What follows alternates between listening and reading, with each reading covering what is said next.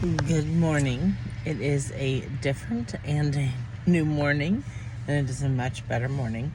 I first off want to thank everybody who reached out. I love the concern and appreciate it more than you know. I couldn't read and go through all the comments until later in the evening because I think just yesterday I was just really raw in emotions, and so then it made me more emotional and I'd cry, and so I genuinely appreciate that very, very much. So thank you. I received so many calls and texts and ideas and thoughts and all that jazz. So second of all, I want to also just comment, I know that there can be worse things. I am a person that is full of anxiety.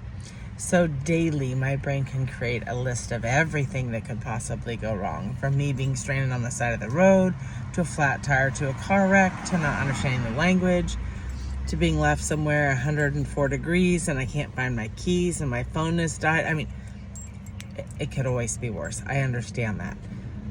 But as a person of anxiety, I'm trying to show a little bit of raw emotion and truth to what it is for me to travel alone.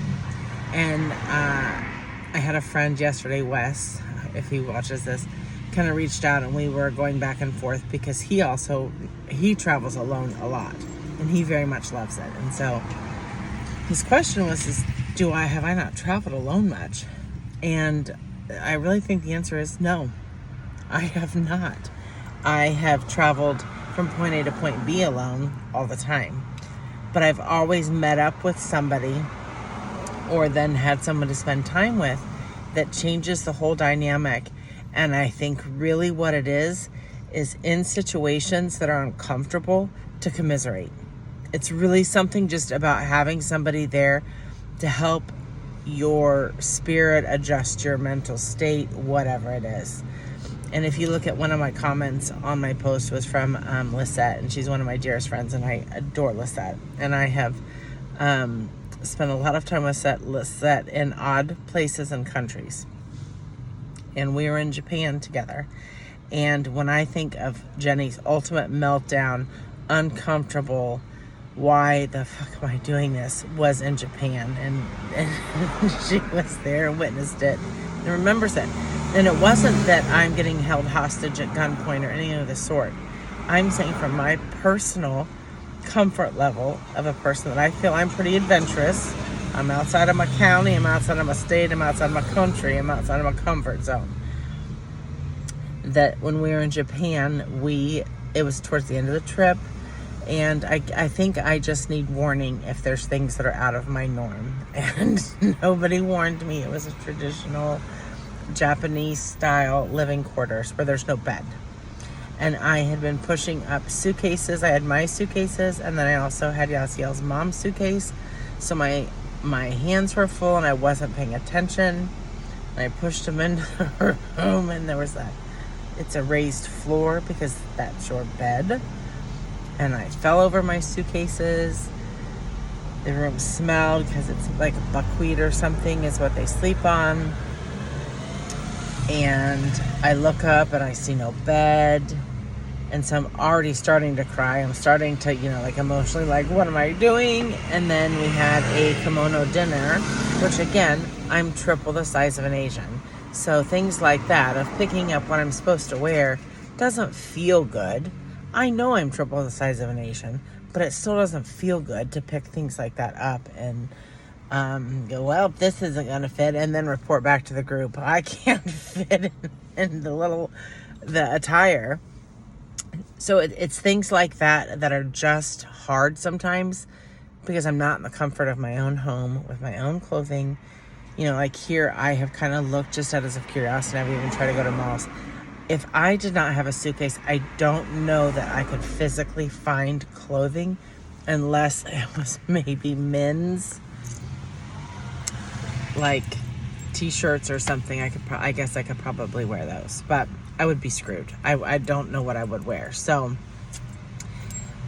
the emotion was not behind that the world was crumbling because I didn't have water and there was a mess up in my Starbucks order. I just really want to make sure that people understand that and clarify that there's way massive, bigger problems in this world.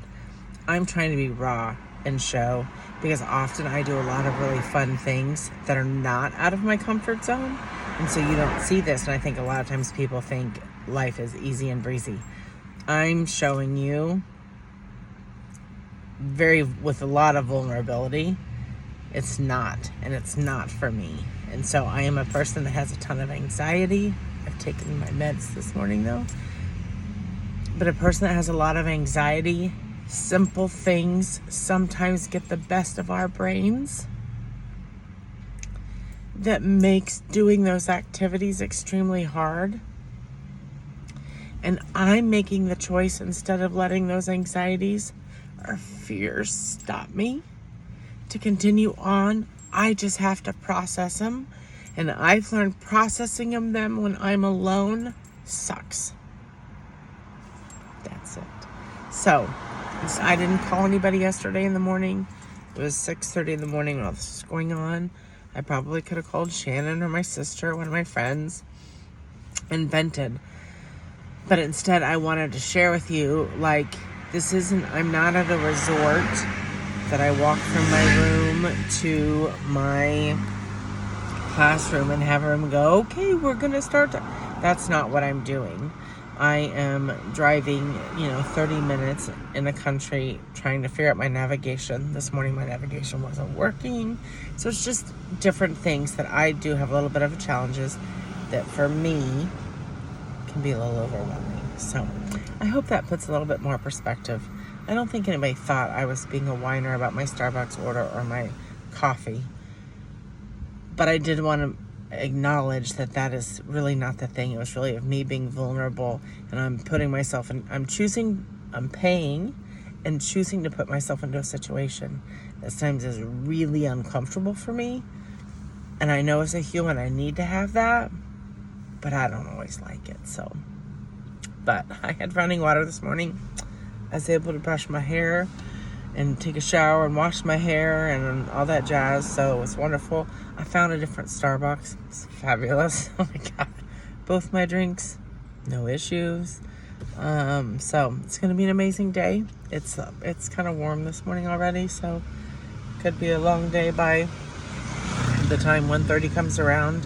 And then, really by the time I get home, so I leave at 1:30, and then I'm hungry, but just kind of finding a place. One of the gals has already had food poisoning twice, and if you don't know me very well, I have a horrible stomach, both ends. And so the thought of, again, fear of not having water and having to poop and puke is terrifying to me. So I just try to be safe. So I just try to find kind of somewhere that I think I could eat and not, be in trouble for the next few days. So then by the time I drive back out of the city and explore, and sometimes I stop and see stuff or get out and wander, that kind of jazz. So, and then I'm cracking up because I could go to bed at 8:30 because I'm exhausted. I think it's from the heat, the emotion, working on my brain. Haven't gone to school since I graduated college in 2000, so 25 years. It's a long time. So I am going to sign off. I'm going to try to go potty at their working toilet before we start. Get a drink and get my fans lined up and good to go. So I'll see you later.